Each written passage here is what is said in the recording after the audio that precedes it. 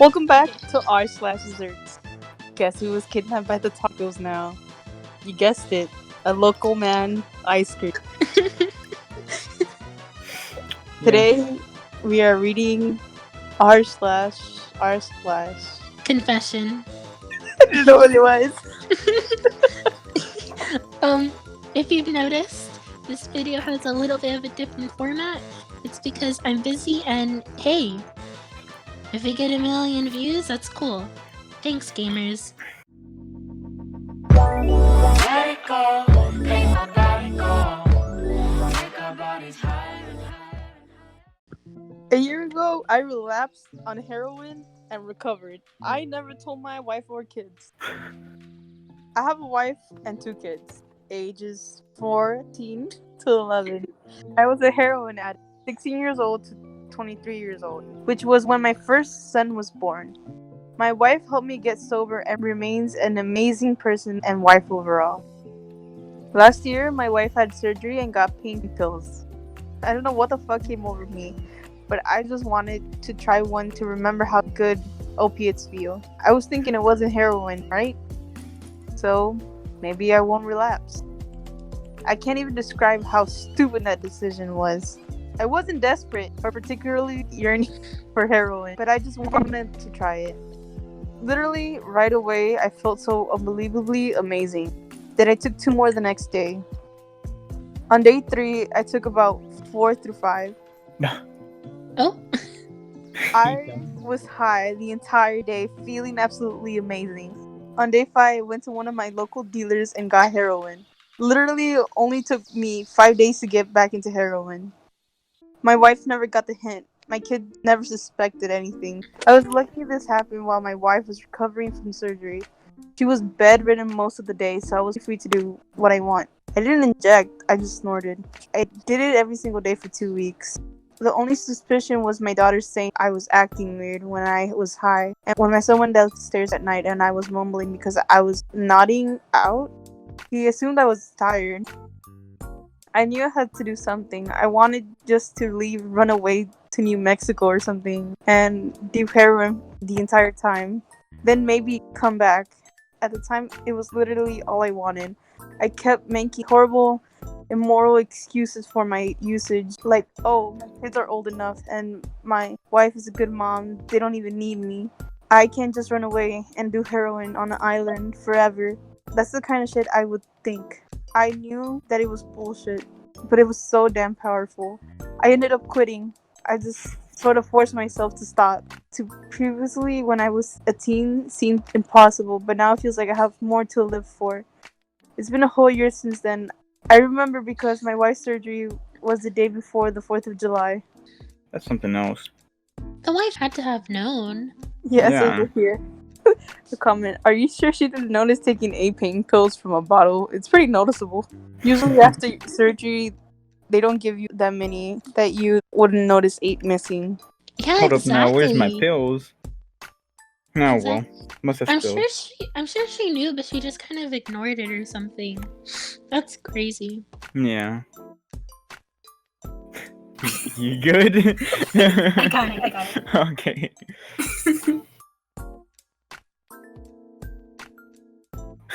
Wait, who's reading this? You? I thought you said you were gonna read the next one. No. Oh, you said okay. Let me read the next one, and then I was like, okay.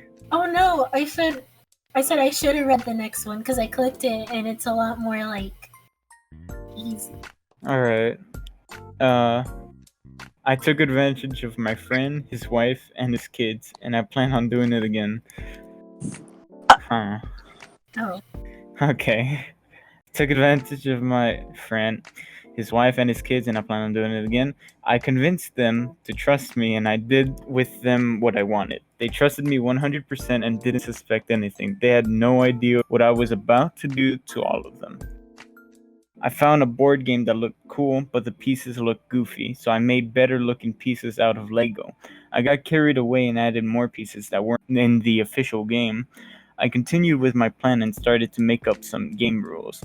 Then I bought 2 copies of the board game to make a bigger board, and, of course, more Lego characters and pieces had to make as well. I couldn't help myself. I thought about ways I might convince them to play it. I then presented the idea to his family that we should all play a new game together.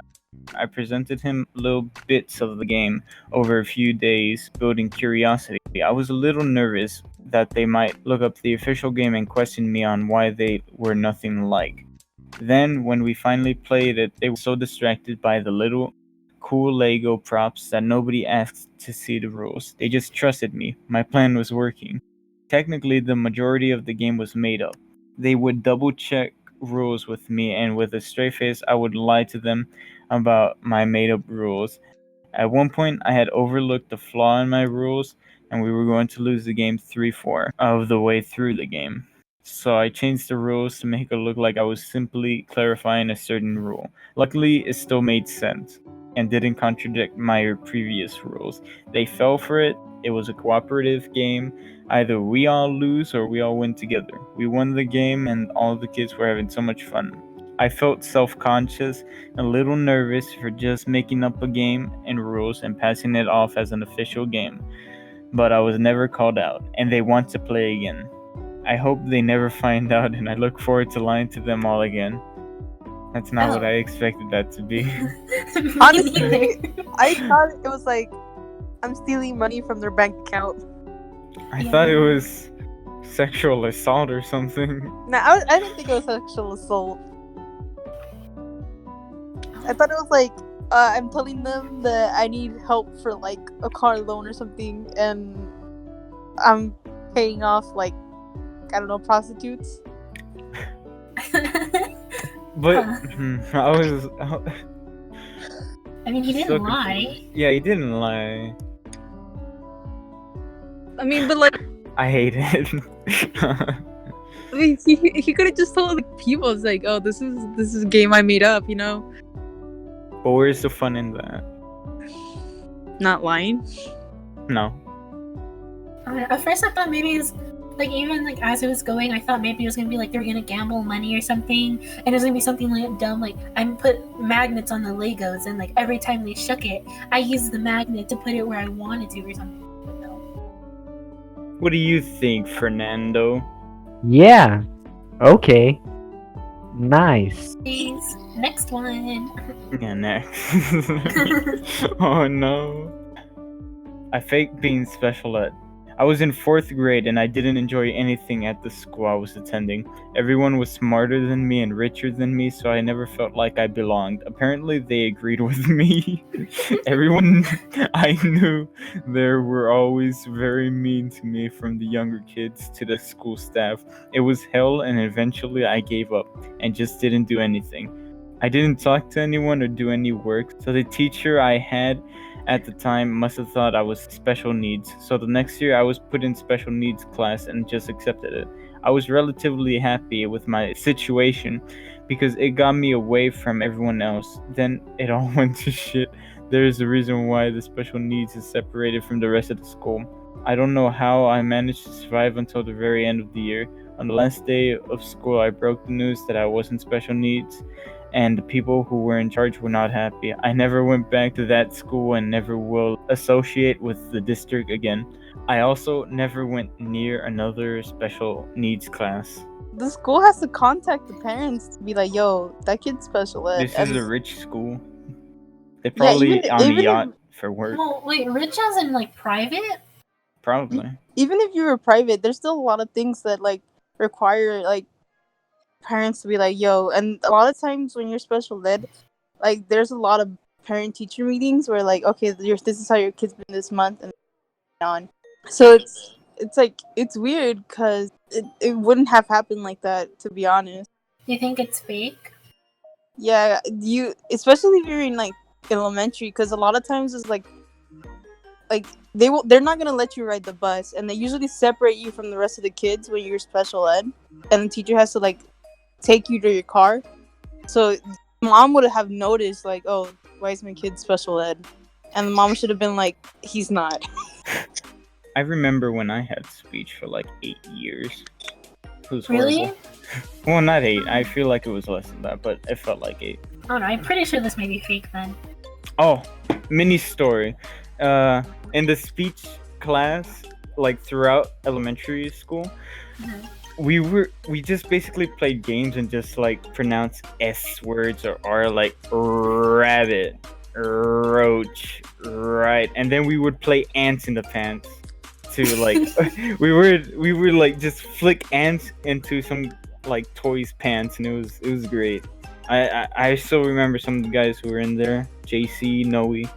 You know, it's still cool. I just don't talk to them anymore. But yeah, ants in pants. It's a good game. 10 out of 10. Okay, this has nothing to do with speech class, but that triggered a very distinct memory to elementary. Oh my god. Holy shit. Okay.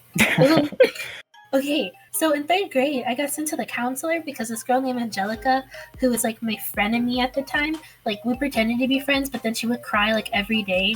And she got away with it because her mom worked at the school. Mhm. It's elementary. Holy shit. Holy shit. Okay, anyways. It was in the counselors, and she was like, Angelica was crying because she said that she felt like I wasn't like a good friend or something because we were all in honor choir. It was me, her, and this kid named Tyler, and Tyler also went to the counselors with us, but he was just kind of sitting on the floor awkwardly because like he had no point of being there. And basically we all got like these trophies, but my mom wouldn't let me bring them, and she was telling everyone that I didn't get a trophy, and then I called her a show off, and then she started crying. And like before that, I the choir teacher actually spoke to me privately and was like, "You're bullying, and you know this and that, and like if this happens again, we might have to get you off of the team." And I was freaking out because I was like, my whole life, my choir, you know, like I'm a celebrity. Like what the fuck? I can't. Hello. I have connections. You can't mess with me. I'm untouchable. I was freaking out. I don't remember the resolve of the problem, but like I can just remember like it was Angelica sitting in like this nice chair, me sitting in like an extra wooden chair that I brought in from the room, and then Tyler sitting on the floor with like a toy phone just messing with it, waiting for us to just get over with because he got called in because he was also in choir. And that has been story time. I remember you telling me this. But the reason I know a lot about like schools and like special ed is because my school thought I was special ed. Yeah, my school was like, "Are you okay?" Because I was almost borderline like how you call it, diagnosed with ADHD, and I was like, but like. What does that mean? My- Oh well, I can't focus enough on that. my first grade teacher told my mom, your daughter's like way too distracted for like class. Like it's not that she gets bad grades, it's just that she's really distracted. And I really was like, I was put to do my homework, and then it took me 2 hours because I would get distracted by the smallest things. Because how I call it, I would play with like there's this little ant, and I would just play with the little ant. What? I would play with like I would do anything with what I was told to. Even my first grade teacher, like my desk was right next to hers because she would like do your work, and then I was like, okay. And to be honest, she's like one of my favorite teachers now. Like when I think back at it, it's like she really cared for me, and she was like, she told my mom like a bunch of options that if I did have ADHD, like what I could take, and the doctor was like, okay, you're borderline like have it, just because you don't have bad grades, like that's what saved you.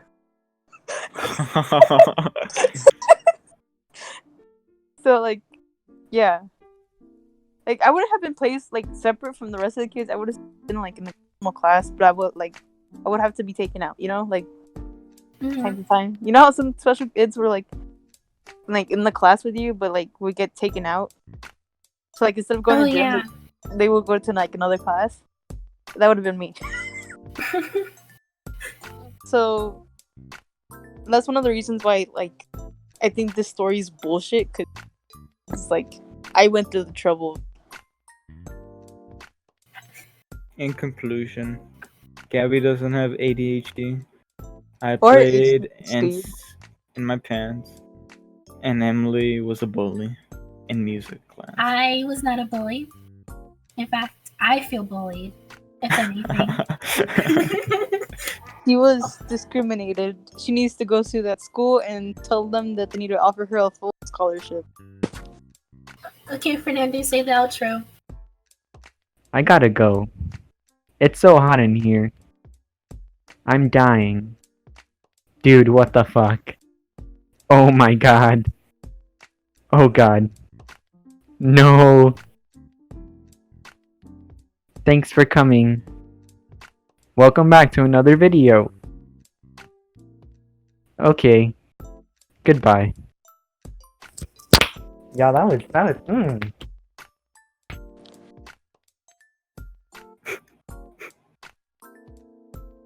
Damn, what a good ending. Oh, hell I yeah. know. Bluetooth. Blender. Microwave. Microwave. Coca-Cola. That's what I was thinking of, microwave and toast.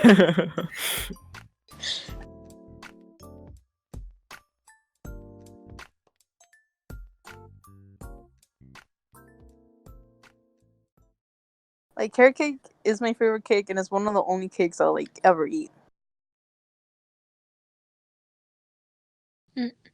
But your cheesecake, Yeah, that's a pie. It's not a cake. cheese pie. Yeah, it's a pie.